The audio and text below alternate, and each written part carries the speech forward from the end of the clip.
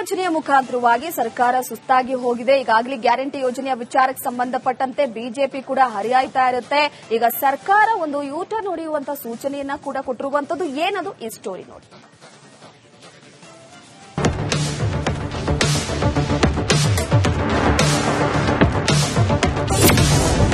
ಸರ್ಕಾರಕ್ಕೆ ಗ್ಯಾರಂಟಿ ಹೊರೆ, ಜನರಿಗೆ ಬರೆ. ಗೃಹಲಕ್ಷ್ಮಿ ಕಳ್ಳಾಟಕ್ಕೂ ಬೀಳುತ್ತಾ ಬ್ರೇಕ್.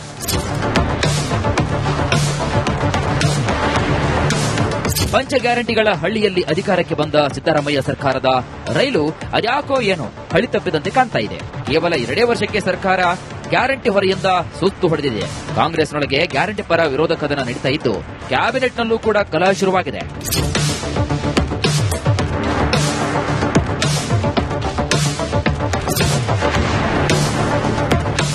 ಮನೆ ಡಿಕೆ ಶಿವಕುಮಾರ್ ಗ್ಯಾರಂಟಿಯಿಂದ ನಮ್ಮ ಸರ್ಕಾರಕ್ಕೆ ಹೊರೆ ಬಿದ್ದಿದೆ ಅಂತ ಹೇಳ್ತಾ ಇದ್ದಂತೆ ವಿರೋಧ ಪಕ್ಷಗಳು ಸರ್ಕಾರದ ವಿರುದ್ಧ ಮುಗಿಬಿದ್ದಿದ್ವು. ಬಿಜೆಪಿ ರಾಜ್ಯಾಧ್ಯಕ್ಷರಂತೂ ಜನ ಬಡಿಗೆಯಿಂದ ಹೊಡಿತಾರೆ ಅನ್ನೋ ಟಕ್ಕರ್ ಕೊಟ್ಟರು. ಗ್ಯಾರಂಟಿ ಬಿಟ್ರೆ ಜನ ಬಡಿಗೆ ತಗೊಂಡು ಹೊಡಿತಾರೆ, ನಮಗಲ್ಲ ಕಾಂಗ್ರೆಸ್ನವರಿಗೆ. ರಾಜ್ಯದ ಜನ ಏನು ಗ್ಯಾರಂಟಿ ಕೇಳಿರಲಿಲ್ಲ. ಅಧಿಕಾರಕ್ಕೆ ಬರಬೇಕು ಅಂತಕ್ಕಂಥ ಹಪಾಪಿ ಇವ್ರಿಗೇನಿತ್ತು. ನಕ್ಷತ್ರವನ್ನು ಬೇಕಾದ್ರೂ ಕಿತ್ಕೊಂಡು ಕೊಡ್ತೇವೆ ಅಂತೇಳಿ ಈ ರೀತಿ ಅನೇಕ ಭರವಸೆಗಳನ್ನ ಕೊಟ್ಟಿದ್ದಾರೆ.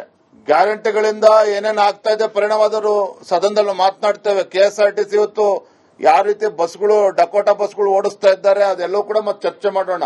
ಗ್ಯಾರಂಟಿಗಳು ಅವರು ಭರವಸೆ ಕೊಟ್ಟಿದ್ದಾರೆ, ಅದ್ರ ಪ್ರಕಾರ ಕೊಡಲೇಬೇಕಾಗ್ತದೆ. ವಿರೋಧ ಪಕ್ಷಗಳು ಸಾಮಾನ್ಯರ ಆಕ್ರೋಶದ ಬೆನ್ನಲ್ಲೇ ರಾಜ್ಯ ಸರ್ಕಾರ ಹೊಸ ವರಸೆಯನ್ನ ಶುರು ಮಾಡಿದೆ. ನಾವು ಗ್ಯಾರಂಟಿ ನಿಲ್ಲಿಸುತ್ತಿಲ್ಲ ಅಂತಾನೆ ಉಳ್ಳವರು ಶ್ರೀಮಂತರು ತಮಗೆ ಗ್ಯಾರಂಟಿ ಬೇಡ ಅಂದ್ರೆ ಬಿಟ್ಟು ಕೊಡಿ ಅಂತಿದ್ದಾರೆ. ಯಾವ ಕಾರಣಕ್ಕೂ ಯಾವ ಗ್ಯಾರಂಟಿನೂ ಸ್ಟಾಪ್ ಆಗಲ್ಲ. ಎಷ್ಟೇ ಕಷ್ಟ ಇದ್ರೂ ಕೂಡ ನಾವು ಗ್ಯಾರಂಟಿನ ಕೊಡ್ತಾ ಇದೀವಿ ಅಂತ ಹೇಳಿದೀನಿ. ಗ್ಯಾರಂಟಿಯಿಂದ ಅಭಿವೃದ್ಧಿ ಕೆಲಸ ನಿಲ್ತಾ ಇಲ್ಲ ಅನ್ನೋದು ಕೂಡ ಸ್ಪಷ್ಟಪಡಿಸಿದ್ದೀನಿ. ಸೊ ಸರ್ಕಾರದ ಸಂಕಲ್ಪ ತಪ್ಪೇನಿದೆ. ಈಗ ಬೇಡ ಅನ್ನೋರು ಬೇಕಾದಷ್ಟು ಜನ ನನಗೆ ಹೇಳಿದ್ದಾರೆ. ಬಹಳ ಜನ ನಮಗೆ ಬೇಕಾಗಿಲ್ಲ. ಈಗ ಕೆಲವರು ಸರ್ಕಾರಿ ನೌಕರೆಲ್ಲ ಇದಾರಲ್ಲ, ಅವರು ಕೆಲವರು ದೊಡ್ಡ ದೊಡ್ಡ ಐಟಿ ಕಂಪನಿಲೆಲ್ಲ ಕೆಲಸ ಮಾಡ್ತಿರೋರೆಲ್ಲ ಕೆಲವರು ಬಸ್ಸಲ್ಲಿ ಹೋಗ್ತಾ ಇದ್ದಾರೆ. ಅವ್ರು ಹೇಳ್ಕೊಂಡಿದ್ದಾರೆ ನಮ್ಗೇನು ಅವಶ್ಯಕತೆ ಇಲ್ಲ ಅನ್ನೋದು ಕೆಲವರು ಹೇಳಿದ್ದಾರೆ. ಆಮೇಲೆ 200 ಯೂನಿಟ್ ಕರೆಂಟ್ ಅವರು ಕೂಡ ಕೆಲವರೆಲ್ಲ ಹೇಳಿದ್ದಾರೆ. ಸೊ ಅದಕ್ಕೆ ನಾವು ವಿಮರ್ಶೆ ಮಾಡ್ತಾ ಇದ್ದೀವಿ. ಡಿಕೆಶಿ ಗ್ಯಾರಂಟಿ ಗೊಂದಲದ ಬಗ್ಗೆ ಕ್ಲಾರಿಟಿ ಕೊಡೋ ಪ್ರಯತ್ನವನ್ನ ಮಾಡಿದ್ರೆ ಅತ್ತ ಗ್ಯಾರಂಟಿ ಅನುಷ್ಠಾನಗಳ ಸಮಿತಿ ಅಧ್ಯಕ್ಷರ ಮಾತೆ ಬೇರೆಯಾಗಿತ್ತು. ಗೃಹಲಕ್ಷ್ಮಿ ಯೋಜನೆಯಲ್ಲಿ ಆಗ್ತಿರುವಂತಹ ಲೀಕೇಜ್ ಸ್ಟಾಪ್ ಮಾಡ್ತೀವಿ ಅಂತಿದ್ದಾರೆ. ಈಗಾಗಲೇ ನಾವು ಸರ್ವೆ ಮಾಡಿಸಿದ್ದೇವೆ. ಈ ಕಾರ್ಯಕ್ರಮ ಪ್ರಾರಂಭ ಆಗಿ 2.5 ವರ್ಷ ಆದಂತಹ ಸಂದರ್ಭದಲ್ಲಿ ಡಿಬಿಟಿ ಮೂಲಕ ಅವ್ರಿಗೆ ಅಕೌಂಟ್ ಹೋಗ್ತಾ ಇರೋದ್ರಿಂದ, ಹಣ ಹೋಗ್ತಾ ಇರೋದ್ರಿಂದ ಅದು ನೇರವಾಗಿ ಅವರು ಸತ್ತಿದ್ದಾರೆ ಇಲ್ಲ ಅನ್ನೋದು ಅಕೌಂಟ್ ಸಿಗದೇ ಇದ್ದಿದ್ರಿಂದ ಇಲ್ಲಿವರೆಗೂ ಹಣ ಹೋಗಿದೆ. ಅದನ್ನು ವಾಪಸ್ ತಗೊಳ್ಳೋದಕ್ಕೂ ಕೂಡ ಚರ್ಚೆ ಮಾಡಿದ್ದೇವೆ. ಚೀಫ್ ಸೆಕ್ರೆಟರಿ ಮತ್ತು 5 ಜನ ಅಡಿಷನಲ್ ಚೀಫ್ ಸೆಕ್ರೆಟರಿ ಜೊತೆ ಚರ್ಚೆ ಮಾಡಿ ಅದನ್ನು ವಾಪಸ್ ತರಿಸೋದಕ್ಕೂ ಮತ್ತು ಬ್ಯಾಂಕರ್ಸ್ ಜೊತೆ ಕೂಡ ಮೀಟಿಂಗ್ ಆಗಿದೆ. ಅದೇನೇ ಇರಲಿ, ಸಿದ್ದರಾಮಯ್ಯ ಸರ್ಕಾರಕ್ಕಂತೂ ಗ್ಯಾರಂಟಿ ಯೋಜನೆಗಳು ನುಂಗಲಾರದ ಬಿಸಿತುಪ್ಪವಾಗಿವೆ. ವಾರ್ಷಿಕ 53,000 ಕೋಟಿ ಹಣವೂ ಸಾಲದಾಗಿದೆ. ಅತ್ತ ಅನುದಾನ, ಅಭಿವೃದ್ಧಿ ಯೋಜನೆಗಳಿಗೂ ಹಣ ಇಲ್ಲದೆ ಸಿದ್ದರಾಮಯ್ಯನ ಹುಂಡಿ ಖಾಲಿಯಾಗಿದೆ. Political bureau, republic Kannada.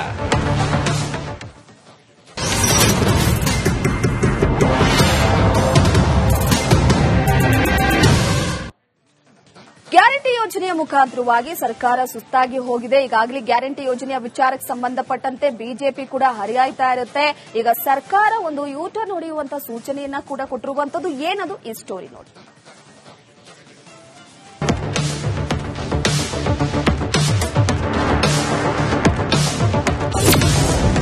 ಸರ್ಕಾರಕ್ಕೆ ಗ್ಯಾರಂಟಿ ಹೊರೆ, ಜನರಿಗೆ ಬರೆ. ಗೃಹಲಕ್ಷ್ಮಿ ಕಳ್ಳಾಟಕ್ಕೂ ಬೀಳುತ್ತಾ ಬ್ರೇಕ್.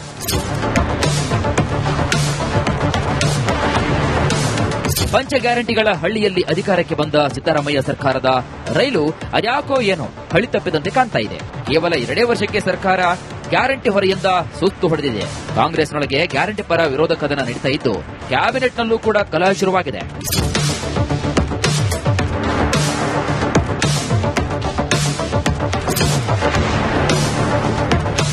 ಮನೆ ಡಿಕೆ ಶಿವಕುಮಾರ್ ಗ್ಯಾರಂಟಿಯಿಂದ ನಮ್ಮ ಸರ್ಕಾರಕ್ಕೆ ಹೊರೆ ಬಿದ್ದಿದೆ ಅಂತ ಹೇಳ್ತಾ ಇದ್ದಂತೆ ವಿರೋಧ ಪಕ್ಷಗಳು ಸರ್ಕಾರದ ವಿರುದ್ಧ ಮುಗಿಬಿದ್ದಿದ್ವು. ಬಿಜೆಪಿ ರಾಜ್ಯಾಧ್ಯಕ್ಷರಂತೂ ಜನ ಬಡಿಗೆಯಿಂದ ಹೊಡಿತಾರೆ ಅನ್ನೋ ಟಕ್ಕರ್ ಕೊಟ್ಟರು. ಗ್ಯಾರಂಟಿ ಬಿಟ್ರೆ ಜನ ಬಡಿಗೆ ತಗೊಂಡು ಹೊಡಿತಾರೆ, ನಮಗಲ್ಲ ಕಾಂಗ್ರೆಸ್ನವರಿಗೆ. ರಾಜ್ಯದ ಜನ ಏನು ಗ್ಯಾರಂಟಿ ಕೇಳಿರಲಿಲ್ಲ. ಅಧಿಕಾರಕ್ಕೆ ಬರಬೇಕು ಅಂತಕ್ಕಂಥ ಹಪಾಪಿ ಇವ್ರಿಗೇನಿತ್ತು. ನಕ್ಷತ್ರವನ್ನು ಬೇಕಾದ್ರೂ ಕಿತ್ಕೊಂಡು ಕೊಡ್ತೇವೆ ಅಂತೇಳಿ ಈ ರೀತಿ ಅನೇಕ ಭರವಸೆಗಳನ್ನ ಕೊಟ್ಟಿದ್ದಾರೆ. ಗ್ಯಾರಂಟಿಗಳಿಂದ ಏನೇನು ಆಗ್ತಾ ಇದೆ ಪರಿಣಾಮದರು ಸದನದಲ್ಲಿ ಮಾತನಾಡ್ತೇವೆ. ಕೆಎಸ್ಆರ್ಟಿಸಿ ಇವತ್ತು ಯಾವ ರೀತಿ ಬಸ್ಗಳು ಡಕೋಟಾ ಬಸ್ಗಳು ಓಡಿಸ್ತಾ ಇದ್ದಾರೆ ಅದೆಲ್ಲವೂ ಕೂಡ ಮತ್ತೆ ಚರ್ಚೆ ಮಾಡೋಣ. ಗ್ಯಾರಂಟಿಗಳು ಅವರು ಭರವಸೆ ಕೊಟ್ಟಿದ್ದಾರೆ, ಅದ್ರ ಪ್ರಕಾರ ಕೊಡಲೇಬೇಕಾಗ್ತದೆ.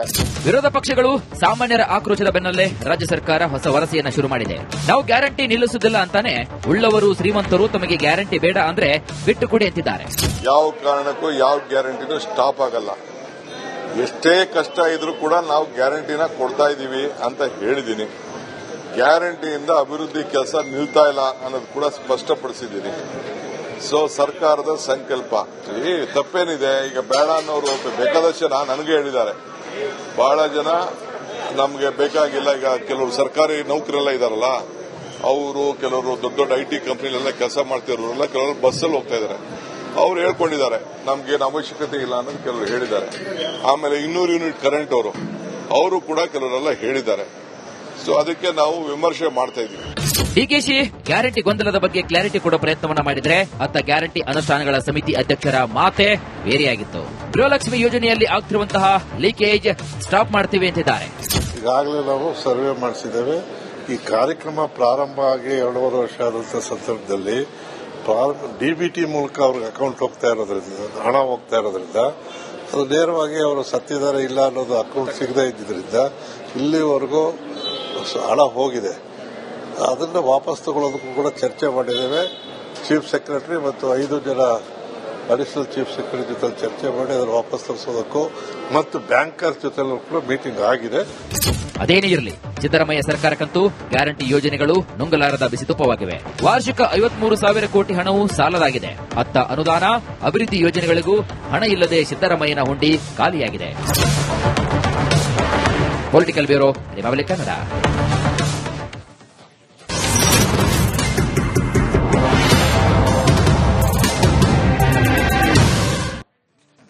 ಗ್ಯಾರಂಟಿ ಯೋಜನೆಯ ಮುಖಾಂತರವಾಗಿ ಸರ್ಕಾರ ಸುಸ್ತಾಗಿ ಹೋಗಿದೆ. ಈಗಾಗಲೇ ಗ್ಯಾರಂಟಿ ಯೋಜನೆಯ ವಿಚಾರಕ್ಕೆ ಸಂಬಂಧಪಟ್ಟಂತೆ ಬಿಜೆಪಿ ಕೂಡ ಹರಿಯಾಯ್ತಾ ಇರುತ್ತೆ.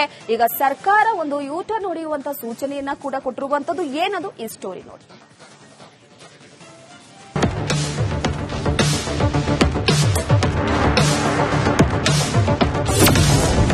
ಸರ್ಕಾರಕ್ಕೆ ಗ್ಯಾರಂಟಿ ಹೊರೆ, ಜನರಿಗೆ ಬರೆ.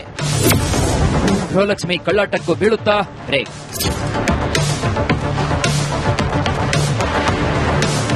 ಪಂಚ ಗ್ಯಾರಂಟಿಗಳ ಹಳ್ಳಿಯಲ್ಲಿ ಅಧಿಕಾರಕ್ಕೆ ಬಂದ ಸಿದ್ದರಾಮಯ್ಯ ಸರ್ಕಾರದ ರೈಲು ಅದ್ಯಾಕೋ ಏನೋ ಹಳಿ ತಪ್ಪಿದಂತೆ ಕಾಣ್ತಾ ಇದೆ. ಕೇವಲ 2 ವರ್ಷಕ್ಕೆ ಸರ್ಕಾರ ಗ್ಯಾರಂಟಿ ಹೊರೆಯಿಂದ ಸುಸ್ತು ಹೊಡೆದಿದೆ.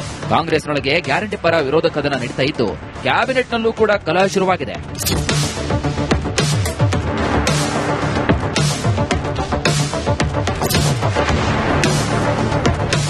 ಮೊನ್ನೆ ಡಿಕೆ ಶಿವಕುಮಾರ್ ಗ್ಯಾರಂಟಿಯಿಂದ ನಮ್ಮ ಸರ್ಕಾರಕ್ಕೆ ಹೊರೆ ಬಿದ್ದಿದೆ ಅಂತ ಹೇಳ್ತಾ ಇದ್ದಂತೆ ವಿರೋಧ ಪಕ್ಷಗಳು ಸರ್ಕಾರದ ವಿರುದ್ಧ ಮುಗಿಬಿದ್ದಿದ್ವು. ಬಿಜೆಪಿ ರಾಜ್ಯಾಧ್ಯಕ್ಷರಂತೂ ಜನ ಬಡಿಗೆಯಿಂದ ಹೊಡಿತಾರೆ ಅನ್ನೋ ಟಕ್ಕರ್ ಕೊಟ್ಟರು. ಗ್ಯಾರಂಟಿ ಬಿಟ್ರೆ ಜನ ಬಡಗಿ ತಗೊಂಡು ಹೊಡಿತಾರೆ. ನಮಗಲ್ಲ, ಕಾಂಗ್ರೆಸ್ನವರಿಗೆ. ರಾಜ್ಯದ ಜನ ಏನು ಗ್ಯಾರಂಟಿ ಕೇಳಿರಲಿಲ್ಲ. ಅಧಿಕಾರಕ್ಕೆ ಬರಬೇಕು ಅಂತಕ್ಕಂಥ ಹಪಾಪಿ ಇವ್ರಿಗೇನಿತ್ತು. ನಕ್ಷತ್ರವನ್ನು ಬೇಕಾದ್ರೂ ಕಿತ್ಕೊಂಡು ಕೊಡ್ತೇವೆ ಅಂತೇಳಿ ಈ ರೀತಿ ಅನೇಕ ಭರವಸೆಗಳನ್ನ ಕೊಟ್ಟಿದ್ದಾರೆ. ಗ್ಯಾರಂಟಿಗಳಿಂದ ಏನೇನು ಆಗ್ತಾ ಇದೆ ಪರಿಣಾಮದರು ಸದನದಲ್ಲಿ ಮಾತನಾಡ್ತೇವೆ. ಕೆಎಸ್ಆರ್ಟಿಸಿ ಇವತ್ತು ಯಾವ ರೀತಿ ಬಸ್ಗಳು ಡಕೋಟಾ ಬಸ್ಗಳು ಓಡಿಸ್ತಾ ಇದ್ದಾರೆ ಅದೆಲ್ಲವೂ ಕೂಡ ಮತ್ತೆ ಚರ್ಚೆ ಮಾಡೋಣ. ಗ್ಯಾರಂಟಿಗಳು ಅವರು ಭರವಸೆ ಕೊಟ್ಟಿದ್ದಾರೆ, ಅದ್ರ ಪ್ರಕಾರ ಕೊಡಲೇಬೇಕಾಗ್ತದೆ. ವಿರೋಧ ಪಕ್ಷಗಳು ಸಾಮಾನ್ಯರ ಆಕ್ರೋಶದ ಬೆನ್ನಲ್ಲೇ ರಾಜ್ಯ ಸರ್ಕಾರ ಹೊಸ ವರಸೆಯನ್ನ ಶುರು ಮಾಡಿದೆ. ನಾವು ಗ್ಯಾರಂಟಿ ನಿಲ್ಲಿಸುವುದಿಲ್ಲ ಅಂತಾನೆ ಉಳ್ಳವರು ಶ್ರೀಮಂತರು ತಮಗೆ ಗ್ಯಾರಂಟಿ ಬೇಡ ಅಂದ್ರೆ ಬಿಟ್ಟು ಕೊಡಿ ಅಂತಿದ್ದಾರೆ. ಯಾವ ಕಾರಣಕ್ಕೂ ಯಾವ ಗ್ಯಾರಂಟಿನೂ ಸ್ಟಾಪ್ ಆಗಲ್ಲ.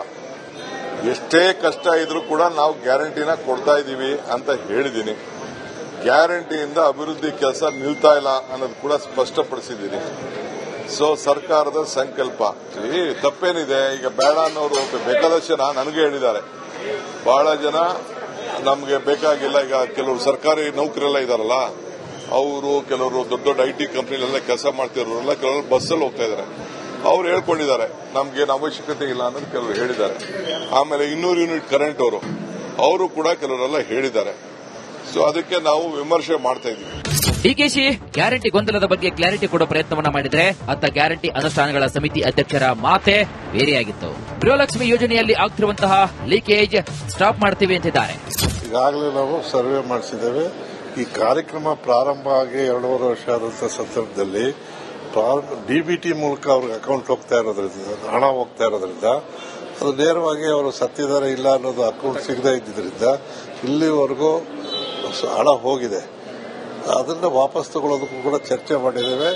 ಚೀಫ್ ಸೆಕ್ರೆಟರಿ ಮತ್ತು 5 ಜನ ಅಡಿಷನಲ್ ಚೀಫ್ ಸೆಕ್ರೆಟರಿ ಜೊತೆ ಚರ್ಚೆ ಮಾಡಿ ಅದನ್ನು ವಾಪಸ್ ತರಿಸೋದಕ್ಕೂ ಮತ್ತು ಬ್ಯಾಂಕರ್ಸ್ ಜೊತೆಲೂ ಕೂಡ ಮೀಟಿಂಗ್ ಆಗಿದೆ. ಅದೇನೇ ಇರಲಿ, ಸಿದ್ದರಾಮಯ್ಯ ಸರ್ಕಾರಕ್ಕಂತೂ ಗ್ಯಾರಂಟಿ ಯೋಜನೆಗಳು ನುಂಗಲಾರದ ಬಿಸಿತುಪ್ಪವಾಗಿವೆ. ವಾರ್ಷಿಕ 53,000 ಕೋಟಿ ಹಣವು ಸಾಲದಾಗಿದೆ. ಅತ್ತ ಅನುದಾನ, ಅಭಿವೃದ್ಧಿ ಯೋಜನೆಗಳಿಗೂ ಹಣ ಇಲ್ಲದೆ ಸಿದ್ದರಾಮಯ್ಯನ ಹುಂಡಿ ಖಾಲಿಯಾಗಿದೆ. Political bureau, republic Kannada.